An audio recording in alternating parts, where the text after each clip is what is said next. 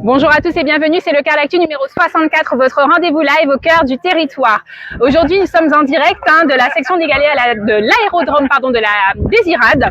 En début d'année 2022, il avait été décidé d'entreprendre la réfection totale de la piste de l'aérodrome de la Désirade.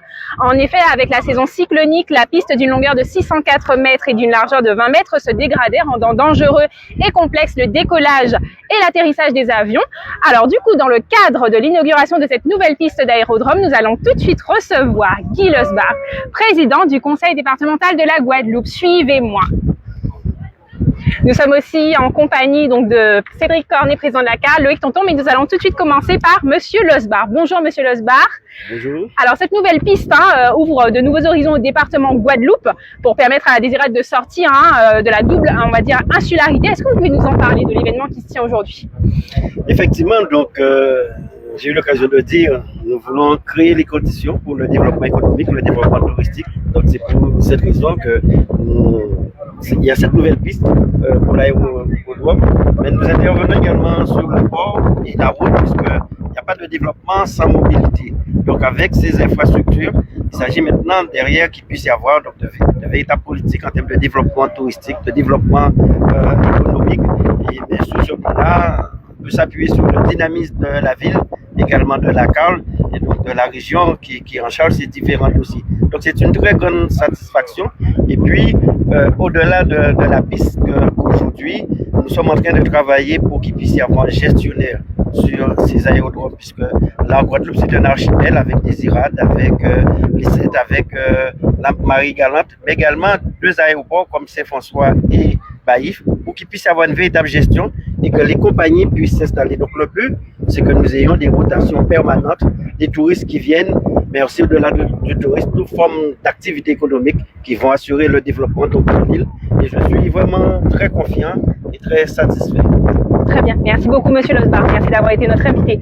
Nous allons tout de suite interviewer Cédric Cornet, président de la CAR. Monsieur le président, vous pouvez nous parler en tant que président de la CAR de l'événement qui se tient aujourd'hui. Pourquoi était-il important pour vous d'assister à cette inauguration? Alors c'est vrai que c'est un peu difficile de parler juste après le président, puisque je dirais la même chose. Alors peut-être l'aspect qu'il n'a pas parlé, le président Losbar, c'est l'aspect médical et l'aspect social. C'est-à-dire que oui, il y a développement touristique et économique, mais je rappelle qu'avec la double insularité, par exemple, il n'y a pas d'hôpital. Et voire même les médecins se font rares, je pense que Loïc en parlera. Le fait d'avoir des rotations d'avions sur le territoire, notamment à Désirade, et qui puissent aller à Saint-François ou à Pointe-à-Pitre, c'est que s'il y a une urgence, par exemple, il y a un accident de voiture, quelqu'un a été écrasé ou bousculé et qu'on doit l'emmener d'urgence, avant il n'y avait qu'un hélicoptère. Maintenant, il peut y avoir des rotations, donc aussi la réduction des coûts pour la population de Désirade. Et aussi, je parlerai du courrier. Vous voyez la poste, mais le courrier par bateau, si le bateau est bloqué, le courrier est bloqué, donc là, il pourrait venir par avion. Il y a aussi ce qu'on appelle les denrées périssables, notamment le surgelé et le frais. En gros, le bateau, pareil, ça peut casser la chaîne du froid. Donc l'avion sera aussi peut-être une solution plus rentable et plus pérenne pour pouvoir permettre que les habitants de Désirade ne soient pas contaminés ou qu'il n'y ait pas de problème comme celui-là. Donc en gros, il faut bien comprendre que la mobilité apporte des choses même qu'on ne pourrait pas penser pour des habitants de la Guadeloupe, des habitants comme Gosier, Pasteur ou Capester ou Baïf, parce que nous avons tout à proximité. Il faut bien rappeler que Désirade, c'est une petite commune et donc il y a des choses, il y a des services et des biens qui ne sont pas sous le territoire. Donc le fait d'avoir fait ça et que le président Losbar et sa majorité ont mis cet équipement structurant en place, il donne une deuxième vie à la Désirade. Et ça, en tant que président de la CARL, je suis très satisfait parce que mon objectif, c'est de pouvoir rééquilibrer le territoire. Eh bien, grâce au président Losbar et au département, eh bien, la Désirade est considérée comme Saint-François, comme Sainte-Anne, comme Gosier. Très bien, merci beaucoup Monsieur le Président. Et même exercice, nous sommes avec Loïc Tonton, donc maire de la Désirade, deuxième vice-président de la CAR. Monsieur le maire, on vous laisse nous dire quelques mots sur cette inauguration de cette nouvelle piste de l'aérodrome de la Désirade. Bien sûr, alors vous comprendrez qu'il est encore plus difficile pour moi d'intervenir après le président de la CAR et après le président du conseil départemental. Non, mais je dirais tout simplement que Je suis aujourd'hui fier et honoré, bien évidemment, déjà de l'accompagnement du conseil départemental, pas qu'au niveau de la piste aérodrome, même s'il s'agit de cela aujourd'hui, mais de toutes les infrastructures structurantes pour un bon développement, bien évidemment, économique, touristique. C'est vrai que le président, quand on l'a rappelé, il n'y a pas que l'économie, il n'y a pas que le tourisme, il y a également la santé. Et c'est aujourd'hui depuis plus d'un an que la population est en face, évidemment, au manque de médecins. Alors c'est vrai que cette année, je suis en mesure de dire à la population que nous allons débloquer la situation puisque nous avons un certain nombre de médecins qui sont prêts à s'engager avec nous. C'est vrai que les choses ne peuvent pas se faire dans l'instant T, en tout cas les choses se feront puisque l'idée c'est de pouvoir justement faire en sorte que les choses se fassent bien pour notre population sur le territoire. Et je dirais tout simplement que l'aérodrome aujourd'hui, la nouvelle piste d'aérodrome qui est pour moi un chef-d'œuvre d'ingénierie tout simplement. Et c'est vrai que déjà juste à proximité c'est juste époustouflant. Vu d'aérien ça allait encore plus. Donc je tiens bien évidemment à remercier bien évidemment le conseil départemental, tous les représentants politiques qui sont à nos côtés, mais je l'ai dit tout à l'heure là, et je pensais à remercier tous les administratifs qui ont fait un travail formidable, toutes les entreprises qui prennent à cœur leurs travaux pour la population. Ça c'est très important de le dire, et je pense qu'aujourd'hui nous sommes également fiers au-delà du côté politique, au-delà de la volonté politique, de rappeler que nous avons également des socio-professionnels formidables sur le territoire. Merci beaucoup, merci beaucoup Monsieur le maire. Nous allons poursuivre avec Monsieur, alors que je ne n'écorche pas votre nom ni votre prénom, donc c'est Monsieur David Delvert, directeur des routes, ports et aéroports. Alors Monsieur, vous pouvez nous parler de la dimension, on va dire, plus technique. Est-ce que vous pouvez nous parler des travaux, globalement, qui ont été entrepris, des caractéristiques techniques de cette nouvelle piste? Concrètement, quels travaux ont été entrepris? Alors, les travaux ont consisté à remplacer l'ancienne piste qui était en enrobé, qui présentait de nombreuses déformations, des départs de matériaux et qui ne répondait plus aux critères de sécurité que nous imposait la Direction générale de l'aviation civile, la DGAC.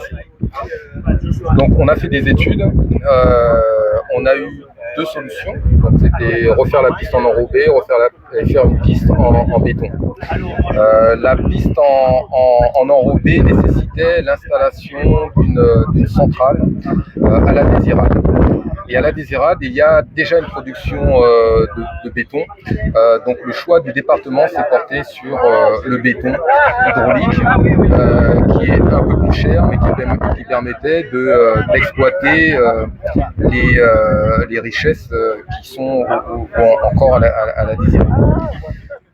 Donc le chantier a commencé en octobre et s'est terminé début février, donc 4 mois de travaux, pour un montant d'un peu plus de 3,5 millions, avec une aide de l'État qui s'élève à 1,3 million. Une entreprise guadeloupéenne, Trapleg, des bureaux d'études qui nous ont accompagnés.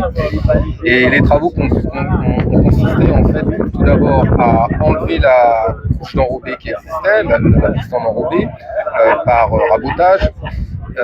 Et les produits issus de ce rabotage ont été réutilisés sur les bords de la piste. Et ensuite, donc, ça a été le nivellement de la piste et le coulage du béton. Et on a fini par la peinture et la réalisation des joints de dilatation.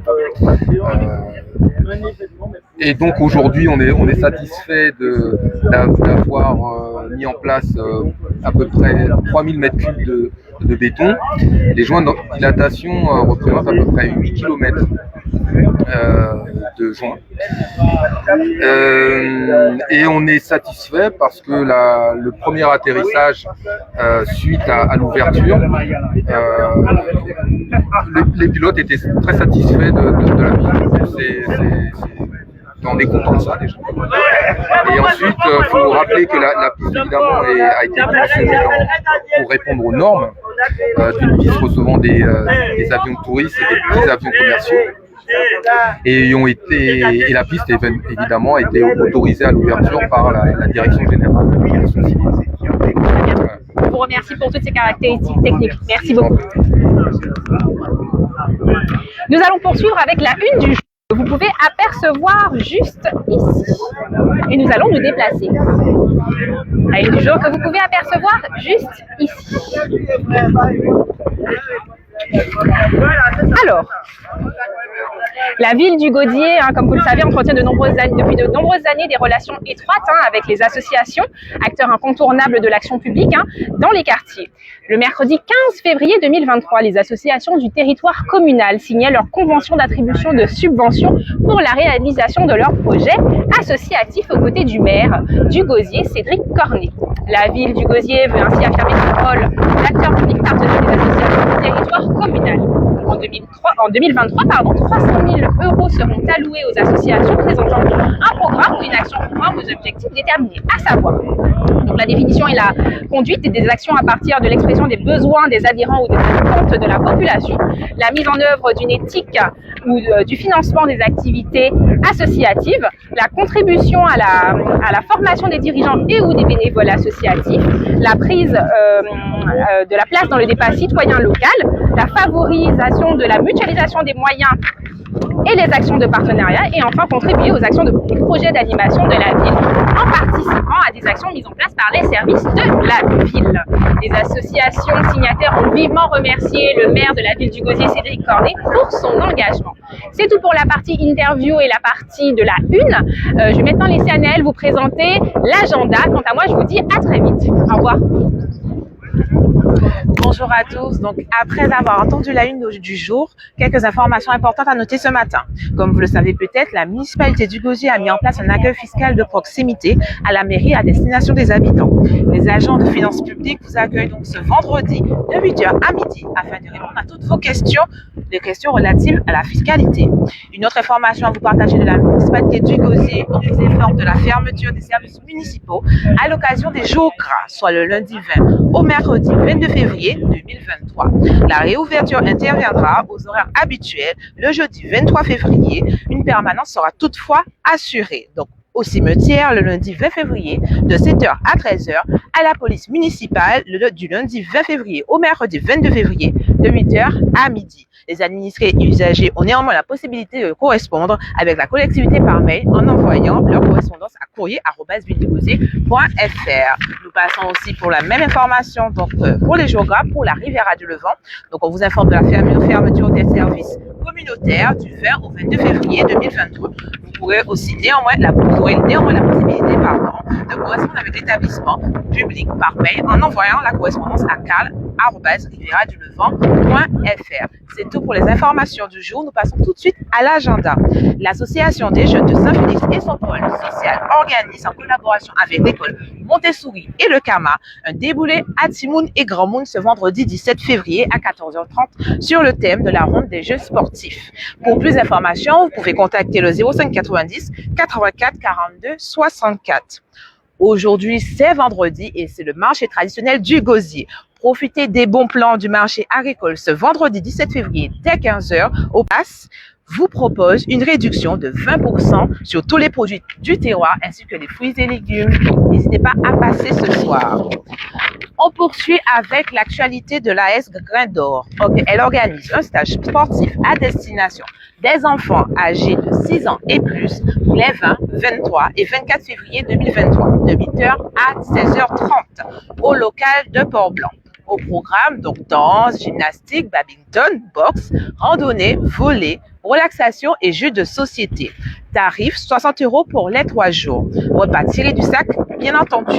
Pour plus de renseignements et inscriptions, contactez le 06 90 28 26 38.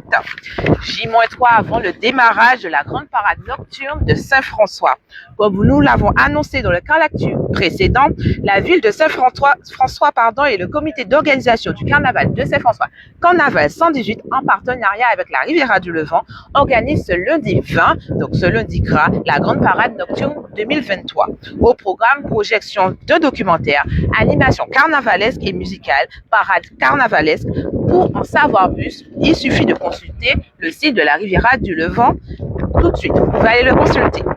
À noter aussi donc un autre rendez-vous pour l'agenda du carnaval. Donc restant là, Tikando, le comité Gosier Carnaval et Magaya Paralbol Mass propose 2 rendez-vous pour le carnaval. Donc ça commence à savoir par le déboulé en pyjama le mardi gras, donc le mardi 21 février de 5h30 à 9h. Départ prévu au pôle administratif. Vous pouvez consulter dès à présent le parcours sur le Facebook de la ville du Gosier. Puis le mercredi 22 février, donc le mercredi décembre de 9h à 22h30, il vous invite à clôturer cette période carnavalesque en allant brûler Vaval sur la plage de la Datcha. Vous pouvez également consulter le parcours sur le Facebook de la ville du Gosier. Le dress code est noir et blanc, bien entendu. Infoline au 06 90 53 35 50 ou bien au 06 90 71 07 71. C'est tout pour moi, donc c'est tout pour le caractère du jour. On se retrouve très bientôt pour votre rendez-vous live au cœur du territoire.